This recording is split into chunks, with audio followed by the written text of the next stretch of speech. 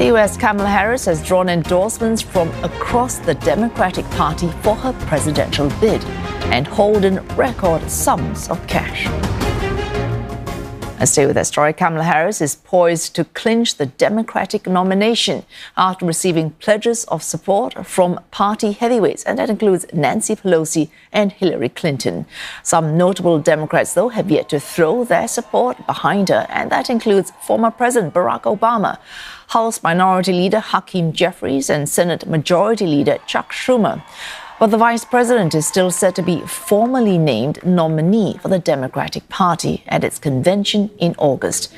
U.S. media reports that Ms. Harris has garnered the backing of more than 1,976 delegates needed to secure her nomination.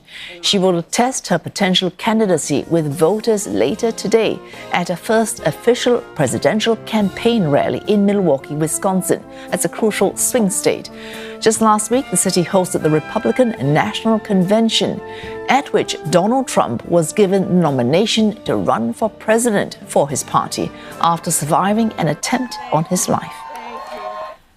And more, we're joined live by Nick Harper in Washington, D.C. Nick, what can we expect Ms. Harris to say later today at this campaign rally?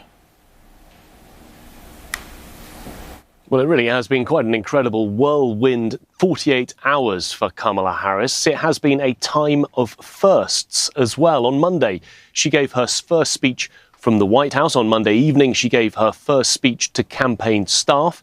In a few hours' time, it will be her first official campaign rally as the presumptive nominee for the Democratic Party. That news overnight that she's managed to secure the majority of delegates, meaning that essentially gives her a glide path to the nomination over the last 48 hours, slightly less than that.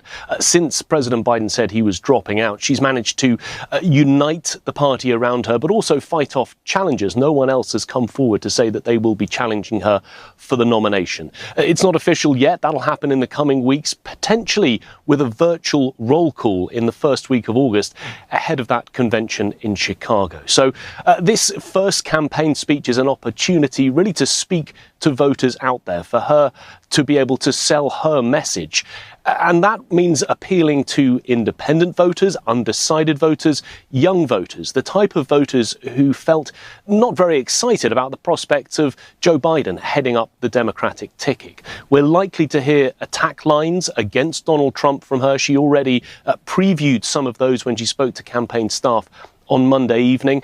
She said that she was contrasting his vision with her vision. She said that he was all about looking backwards, saying that Donald Trump wanted to take the country backwards. She instead believes in a brighter future. And she also attacked Donald Trump for being a convicted felon. She drew on her past as a prosecutor in California, where she prosecuted, she said, predators and fraudsters. And she said, I know Donald Trump's type. It's likely to be a fiery speech, plenty of attacks on Donald Trump, and really trying to appeal to voters out there for the first time. And Nick, of course, Mr. Trump getting the official nomination from his party just last week, also in Milwaukee, Wisconsin, and Ms. Harris holding her first official campaign rally there. I mean, you're right. There is a potential that Milwaukee becomes ground zero for this entire election. If we look back to 2020, the state of Wisconsin was part of that blue wall that helped Biden win the White House, along with Michigan and Pennsylvania. And that was important because Donald Trump managed to win it in 2016. In 2020, the margin was one of the smallest margins of any of the US states, just 0.6%, about 21,000 votes separating Biden's win and Trump's loss. So Kamala Harris, Donald Trump, they both know that they need to appeal to those undecided voters right in the middle. It's a Rust Belt state. It's one that has relied on manufacturing and industry in the past. It's full of white, blue-collar workers, many of them disgruntled about the outsourcing of jobs to places like India, but also the loss of manufacturing in the United States as a result of cheap goods coming from China.